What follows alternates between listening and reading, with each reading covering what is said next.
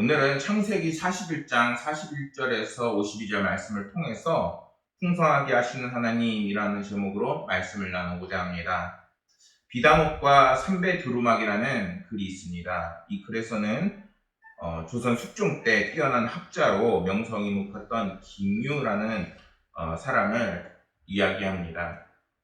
이 사람한테는 장성한 아들이 있었는데 그 아들이 잠잘 방 한 칸이 없어서 좁은 처마 아래에서 잠을 자야 했습니다. 그가 이제 평안 감사로 나가 있는 동안 이제 아버지 몰래 아들이 이 처마를 이제 몇 칸 더 달았다고 합니다. 나중에 이 사실을 알게 되자 이 김유는 그 처마를 내리쳐서 부시게 됩니다. 그는 대제학 자리에까지 오르게 되는데 이 대제학은 국가에서 문안을 이제 총괄하는 지위로 문과 출신 중에서도 학문이 매우 뛰어난 사람을 임명하는 그런 권위와 명망이 높은 관료와 높은 명예를 갖는 자리였습니다. 대제학의 자리에 오른 날 그는 가족들을 불러서 이렇게 이야기합니다. 이번에 내가 몸담게 된 대제학의 자리는 누구보다 청빈하고 겸손해야 하는 자리요. 그러니 잊지 말고 더욱 몸가짐과 행동을 조심해 주길 바라요. 이렇게 가족들한테 요청을 한 겁니다. 그가 얼마나 청빈한 사람인지 알 수 있게 되는 대목입니다. 이러한 그의 아내와 자녀들은 이제는 그들이 사용하던 비단 옷과 그리고 은수저를 팔아서 어려운 사람들에게 나누어주고 이제 5가지 반찬을 이제는 3가지로 줄이고 그리고 이제 값싼 삼배 옷을 입으며 지냈다고 합니다. 그러는 중에 이제 그의 아들이 이제 장가를 가면서 며느리가 혼수로 김유에게 비단옷을 지어 옵니다. 그런데 하루는 그 비단옷을 입고 외출하게 되는데 그 위에 낡은 삼배 두루마기를 걸치면서 이제 밖으로 나간 겁니다. 그러자 그 부인이 이 김유 대제학에게 묻습니다. 아니 왜 비단옷까지 입었으면서 위에는 삼배 두루마기를 걸치는 겁니까? 이렇게 질문을 하니까 새 며느라기의 정성이 있지만 무릇 사람이라면 이제 교만해져서 자꾸 탐심하게 되어 있기 때문에 이제는 그러한 마음을 경계해야 하고 백성들이 보면 사치스럽다 할 것이기 때문에 낡은 삼배 두루마기를 걸친다고 이야기를 했다는 것입니다. 이 이야기는 이제 이 위인의 이제 겸손하고 그리고 청빈한 삶을 이야기하고 있지요. 그런데 우리 그리스도인들은 이제 예수님의 그 모습을 본받아가는 사람입니다. 우리는 예수님의 어떤 모습을 본받아야 할까요? 우리 마음에 더욱더 사랑을 주신 예수 그리스도의 그 십자가 그리고 끊임없이 하나님도 예수님도 정말 누울 자리 없이 우리를 사랑하셨다는 것을 성경은 말씀합니다. 요셉은 오늘 말씀에서 그가 어떻게 하나님 앞에 축복을 받았고 또한 어떻게 하면은 더욱더 지속적으로 하나님의 은혜가 계속해서 우리의 삶에 임할 수 있는지를 오늘 말씀에서 보여주고 있습니다. 성경 속에서 요셉은 작은 일에도 최선을 다하고 하나님을 신뢰하고 또한 하나님의 은혜를 이제는 경험한 사람입니다.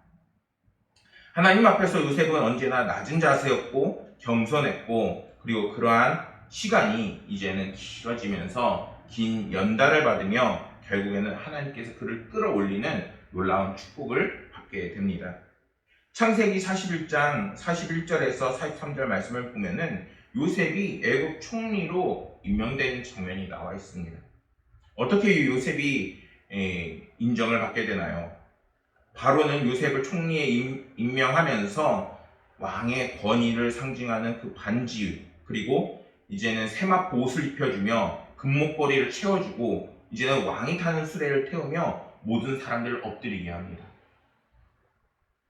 하지만 요셉이 이런 권세와 영광을 얻기까지 그가 얼마나 고통스러운 시련을 겪었는지 우리는 성경을 통해서 알 수 있습니다. 형들에게 미움을 받아 옷은 벗겨지고 구덩이에 갇히게 되고 또한 애굽의 종으로 팔려오게 되며 보디발의 아내의 모함으로 기약 없는 감옥살이를 하게 되는 것입니다. 그런데 그는 자신의 처지를 원망하고 불평하기보다는 그 속에서 그 고난을 견딜 수 있게 하나님을 의지하고 하나님의 축복을 기대하면서 살았습니다. 그리고 마침내 그는 하나님의 은혜는 이젠 요셉에게 임하여 오늘 말씀에 나오는 영광의 자리까지 오르게 되는 것입니다. 이러한 요셉의 모습은 오늘 함께 말씀을 나누는 우리 그리스도인들에게 하나님의 말씀을 신뢰하고 그 믿음을 지키며 살아갈 때 놀라운 하나님의 영광이 이미 예비되어 있음을 말씀하는 겁니다. 실제로 요셉은 이미 꿈으로 그 약속을 받았지요. 요셉은 그 꿈을 결코 버리지 않고 계속 믿음으로 하나님을 신뢰했던 것입니다. 우리가 살아갈 때 하나님이 예비하신 큰 영광이 준비되어 있습니다. 그런데 그 준비된 영광이 분명히 오늘을 살아나가는 우리에게 현실적으로 보이지 않고 그리고 오히려 먼 미래에 있는 것 같다 생각이 들 수 있습니다. 그러나 요셉이 괜히 꽁쟁이 요셉이 아닌 것처럼 우리 역시 하나님께서 주시는 예비된 은혜를 기대할 수 있어야 하는 것입니다. 그것을 알기에 우리는 때로는 고난과 시련을 피하기보다는 오히려 그것에 맞서 싸우며 주님이 주시는 믿음과 능력으로 이제는 세상을 이겨나갈 수 있어야 하는 것입니다. 지금까지 이끄신 하나님은 이제는 우리에게 더 큰 은혜를 주시기 위해서 지금도 오늘 이 자리에 임재하시고 함께 하실 것을 말씀하고 계시는 것입니다. 결국 하나님의 인도하심을 받지 않고 나아가는 사람들은 결국 하나님의 은혜가 단절이 되고 그 삶에 인도하는 그 지혜를 얻지 못하기 때문에 결국 멸망하는 길로 가게 되는 것입니다. 요셉이 고난을 두려워해서 자신의 안녕만을 챙기고 바빠서 이제는 보디발의 아내의 유혹을 받아들였다면 그는 어떻게 되었을까요? 그는 아마 감옥 속에 가지는 않았을지 모르지만 결국에 하나님의 은혜를 받지 못하게 됐을 것입니다. 오늘 말씀에서 전하는 하나님의 놀라우신 기적과 영광을 이제는 그가 받고 있는 것은 철저하게 그가 하나님 앞에 낮아지고 겸손하고 의지하고 감사했기 때문인 것입니다. 베드로전서 1장 7절 말씀을 보면 이렇게 말씀합니다. 너희 믿음의 확실함을 불로 연단하여도 없어질 금보다 더 귀하여 예수 그리스도께서 나타나실 때까지 칭찬과 영광과 존귀를 얻게 할 것이니라. 하나님께서 우리를 이제는 연단하시고 또한 다금질 쳐서 순금같이 나오게 할 뿐만 아니라 그러한 삶이 이제는 영광을 받게끔 하신다고 분명하게 우리에게 약속하고 계십니다. 여러분, 믿음의 삶을 사는 중에 찾아오는 시련을 우리가 두려워하지 않길 소망합니다. 그리고 그 시련이 힘들고 감당하기 어려워 보여도 하나님을 신뢰하며 한 걸음 한 걸음 나아가길 소망합니다. 그것은 우리를 풍요롭게 하며 하나님께서 우리에게 성도들에게 큰 상급을 예비하는 그 길이기 때문인 것입니다. 우리의 삶의 걸음을 인도하시는 하나님을 의지하는 삶이 되기를 소망합니다. 51절과 52절 말씀을 보면은 요셉이 어떻게 은혜를 받고 축복을 받았는지 그 이유에 대해서, 비결에 대해서 말씀하고 있습니다. 그중 요셉에게는 두 아들이 있는데 그중 장자의 이름은 므낫세이고 둘째의 이름은 에브라임입니다. 두 아들의 이름은 모두 히브리식으로 이름을 짓고 있는 것입니다. 이것은 요셉이 비록 자신은 애굽의 그 이름식인 사브넷바네아라는 이름을 얻게 되지만 그 아내를 통해서 얻게 된 아이들만큼은 히브리식으로 이름을 지어서 하나님을 향한 믿음을 나타내고 있는 것입니다. 요셉이 비록 지금 축복을 받고 영광을 받고 있지만 그가 있는 자리는 애굽인 것입니다. 애굽은 다양한 우상들이 있습니다. 하나님께서 10가지 재앙을 통해서 애굽을 치실 때에 그 하나하나가 다 애굽에 있는 신들을 겨냥하여서 무너뜨리신 그 놀라운 역사였습니다. 요셉은 그러한 환경에서 자라는 자녀들이 이제는 하나님을 바로 알고 또한 이 아이들만큼은 애굽식이 아니라 히브리식으로 하나님을 아는 백성이 되길 위해서 그 아이들에게 하나님을 향한 그 이름을 그리고 자신의 고백을 담고 있는 것입니다. 그 아들들의 이름의 그 뜻을 보면 요셉은 자신이 이처럼 풍요로운 삶을 누리고 높은 지위에 오르게 된 것을 분명하게 하나님 은혜라는 것을 고백하고 있는 것을 확인할 수 있는 것입니다. 요셉은 언제나 겸손함과 감사함으로 하나님의 뜻을 따라 살고자 했던 것입니다. 이러한 점은 요셉의 그 자세는 하나님의 지속적인 은혜가 들어올 수밖에 없게 하는 비결인 것입니다. 그가 얼만큼 큰 풍요의 그 축복을 받았는지 성경은 오늘 말씀하고 있습니다. 창세기 41장 17절에서 47절에서 49절 말씀을 보면은 7해 풍년에 토지에 소출이 심히 많은지라 요셉이 애굽 땅에 있는 그 7년 곡물을 거두어 각 성에 저장하되 각 성읍 주위에 밭에 곡물을 그 성읍 중에 쌓아두네. 쌓아둔 곡식이 바다에 모래같이 심이 많아 세기를 그쳤으니 그 수가 한이 없으니였더라. 이렇게 말씀하고 있습니다. 그가 얼마나 많은 그 곡식과, 물론 이게 다음 해에 있을 7년을 대비한 그러한 이제 저장된 양식이긴 하지만 그것을 위해서 하나님께서 축복하시되 셀 수 없을 만큼의 그 곡식을 주고 계신 것입니다. 예를 들어 이스라엘의 가장 위대한 왕이라고 불렸던 다윗은 그는 어떤 사람이었나요? 바로 목동이었습니다. 그는 하나님의 선택에 그 기름 부음을 받았지만 그는 모든 순간에 하나님을 의지하고 또한 하나님을 찾는 사람이었습니다. 다윗이 하나님을 의지하고 모든 문제를 하나님께 맡기자 하나님은 다윗을 도우시고 마침내 그를 이스라엘 왕으로 삼으십니다. 그리고 다윗의 이야기는 지금 우리가 이렇게 나누고 있을 만큼 하나님께 놀랍게 축복을 받는 그 비결을 함께 이야기하고 있는 것입니다. 그리고 그는 왕이 된 후에도 교만하지 않고 하나님 앞에 무릎 꿇고 기도하며 하나님의 놀랍고 크신 그 은혜를 구하는 것을 우리는 성경을 통해서 확인할 수 있습니다. 사무엘하 7장 18절과 19절 말씀을 보면은 다윗 왕이 여호와 앞에 들어가 앉아서 이르되, 지금 기도를 하고 있는 것입니다. 주 여호와, 나는 누구이오며 내 집은 무엇이기에 나를 여기까지 이르게 하셨나이까? 주 여호와여, 주께서 이것을 오히려 적게 하시고 또 종의 집에 있을 먼 장래의 일까지도 말씀하셨나이다. 주 여호와여, 이것이 사람의 법이니이다. 이렇게 고백하고 있습니다.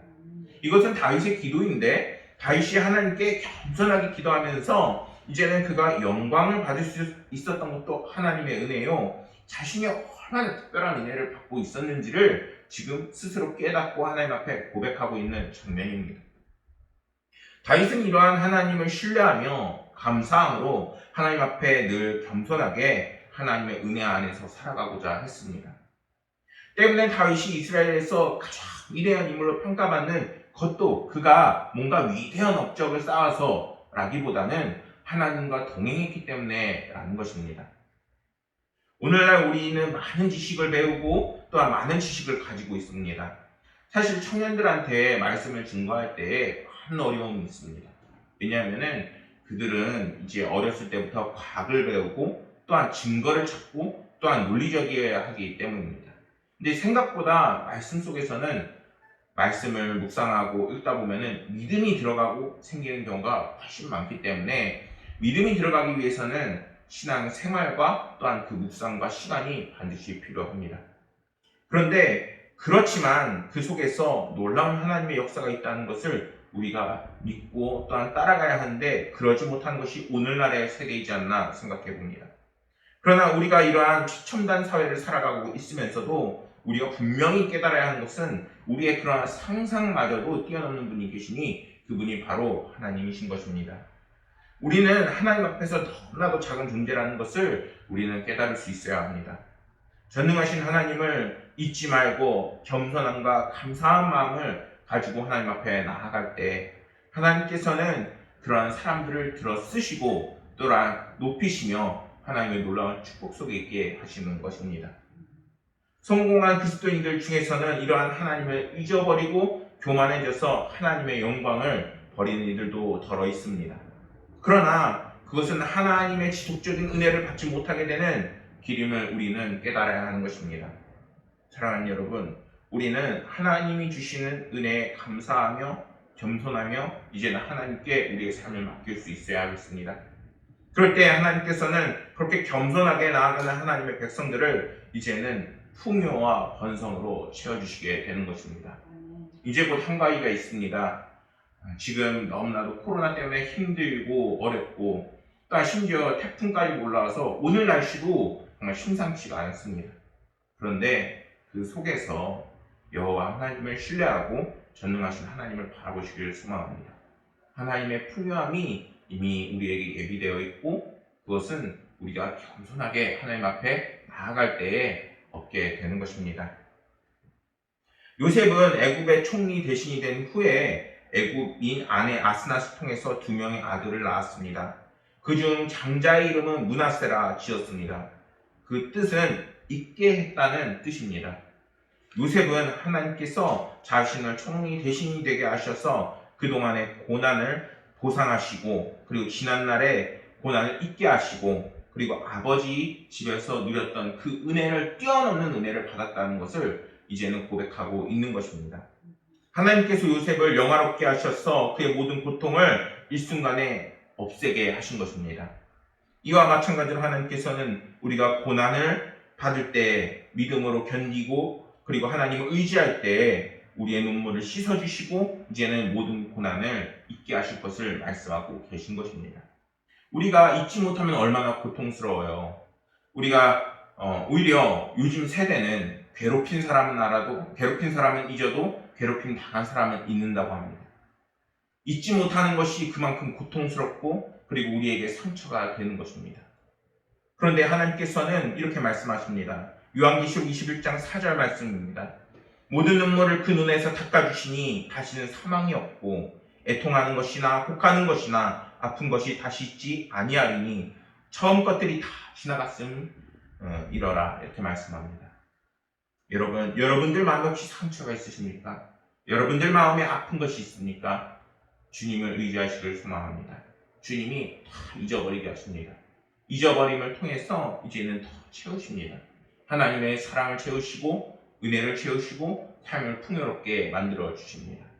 내가 만약에 지금 아직 고통 속에 있고 아픔 속에 있다면 아직 치유받지 못하고 회복받지 못한 것입니다. 더 많은 하나님을 의지하고 만남이 필요한 것입니다. 그러한 하나님의 위로함과 그리고 고난을 이기는 그 비결을 꼭 담아가 나가는 시간이 되길 소망합니다. 주님을 위해 흘리는 그 눈물이 많을수록 이제는 그 상급이 클 것이라 말씀하고 계신 것과 같은 것입니다. 우리가 당한 모든 고난을 하나님께서 잊게 하실 것을 믿으며 믿음을 지키고 승리하는 삶이 되기를 소망합니다. 아브라함의 기도라는 글이 있습니다. 어느 목사님이 이 아브라함의 기도라는 글을 통해서 이렇게 이야기합니다. 기도에 관한 책 500권을 넘게 보면서 하루에 13시간씩 기도를 해봤는데 어려운 것이 바로 기도라는 것입니다. 목사님들도 기도가 어려운 거예요. 목사로서 가장 어려운 것이 기도입니다. 어려운 이유는 하나님의 뜻을 이루고 하나님께 영광이 되어야 하기 때문이라는 것입니다. 아브라함을 보면서 은혜가 되는 것은 그분도 이제는 우리와 같이 연약한 존재였다는 것입니다. 아브라함이 얼마나 연약해요. 자신의 아내 사라를 자기의 누이라고 속이고 또 땅을 떠나서 이제는 하나님의 말씀대로 나왔지만 끊임없이 믿음의 연약함을 성경을 통해서 우리에게 보여줍니다. 아브라함은 하나님의 뜻을 이루기까지 약 25년이라는 세월을 보내야 했고 아브라함이 믿음의 조상이 될 수 있었던 이유 중 하나는 그가 기도의 변화에서 찾을 수 있다는 것입니다. 로마서 4장 18절에서 24절 말씀을 보면은 아브라함의 기도를 볼 수 있는데 첫째는 믿음이 약해지지 않도록 그가 기도했고 둘째, 믿음이 없어 하나님의 약속을 의심하지 않도록 기도를 했으며 셋째는 믿음이 견고해져서 하나님께 영광을 돌릴 수 있도록 기도를 했고 넷째로 약속하신 것을 능히 이루실 것을 확신을 주시도록 기도했습니다.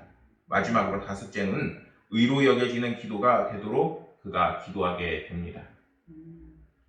점점 그가 믿음의 구체화를 통해서 신앙을 바로잡고 이제는 더욱더 하나님 의지하는 삶을 사는 것을 우리는 볼 수 있게 되는 것입니다. 요한일서 5장 4절에서 보면은 이렇게 말씀합니다. 세상을 이기는 승리는 이것이니 우리의 믿음이라, 이렇게 성경은 우리에게 말씀하고 있습니다. 믿음은 주님이 주시는 은혜로부터 오는 것입니다. 우리가 이제는 더욱더 하나님을 신뢰하고 또한 하나님께서 나를 풍요롭게 하실 것을 믿으며 이제는 우리가 더욱더 성숙한 신앙생활을 해나가야 하는 것입니다. 52절 말씀에서 요셉은 둘째 아이의 이름을 말씀합니다. 에브라임이라 말씀합니다. 이 에브라임은 풍성한이라는 의미를 가지고 있습니다. 요셉이 애굽에서 하나님께 받은 놀라운 축복에 감사함으로 지은 이름이었습니다. 사실 과거 그가 종으로 또한 죄수로 그리고 얼마나 고통과 고난을 받았습니까? 그런데 그러한 신분에서 그가 총리까지 가게 되는 것입니다. 과연 이게 우리의 삶에서 특히 오늘날과 같이 이제는 개천에서 용난다라는 말이 이제 사라졌다라는 말이 오히려 많습니다. 그 벽이 이때 당시에도 분명히 있었다는 거예요. 오히려 심하면 심했지 낫지는 않았을 것입니다. 그는 죄수였습니다. 그러나 하나님께서는 그를 오히려 총리로 세워주십니다.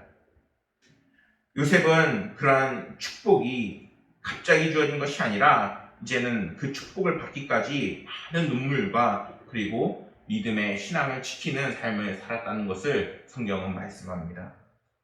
그렇다면 요셉은 어떻게 이러한 절망적인 상황에서 풍요의 삶으로 바뀔 수 있었을까요? 그것은 하나님께서 요셉의 믿음을 보셨기 때문인 것입니다. 요셉이 애굽에서 받은 하나님의 은혜는 그의 믿음을 보고 하나님이 주신 은혜인 것입니다. 하나님은 믿음의 수고를 다하는 자를 반드시 창대하게 하십니다. 갈라디아서 6장 7절 말씀을 보면은 스스로 속이지 말라. 하나님은 업신여기심을 받지 아니하시나니 사람이 무엇으로든 섬기든지 그대로 거두리라 라고 말씀합니다. 우리가 믿음으로 나아갈 때 그대로 거둔다 말씀하고 계신 것입니다. 사랑하는 성도 여러분, 풍요로운 삶이 되시기를 소망합니다. 어떻게 풍요로운 삶이 되나요? 이제는 믿음으로 나아가고 더욱더 하나님을 의지하고 이제는 하나님을 신뢰함으로 모든 고난을 이제는 두려워하지 않고 당당하게 맞서길 소망합니다. 이제 곧 한가위가 옵니다. 가족들을 만나시더라도 풍성하게 만드시는 하나님을 의지하자 오히려 이렇게 말씀하시고 또한 하나님을 통하여서 그 가정과 나의 삶에 하나님의 축복이 들어오심을 이제는 기억하시면서 끊임없이 주님과 함께함으로 넘치는 축복의 삶이 되시기를 간절히 소망하겠습니다. 기도하시겠습니다. 풍성하게 하신 아버지 하나님, 요셉을 풍성하게 하셨던 것처럼 이제는 영적으로 육적으로 성도들의 삶을 더욱더 풍요롭게 하시며 함께 하실 것을 믿습니다. 아버지 하나님이시여, 오늘날과 같이 힘들고 어려운 상황 속에서 하나님께서 오늘 우리를 사랑하시고 풍요롭게 하신다는 말씀을 주셨사오니 그 말씀과 믿음을 나아가는 모든 성도들에게 하나님의 놀랍고 크신 은혜가 함께하게 하여 주시옵소서. 하나님께서 모든 상황 속에서 성도들을 지키시고 도우시고 또한 풍성하게 하실 것을 믿으며 모든 말씀 우리 구주 예수 그리스도 이름으로 기도드렸습니다.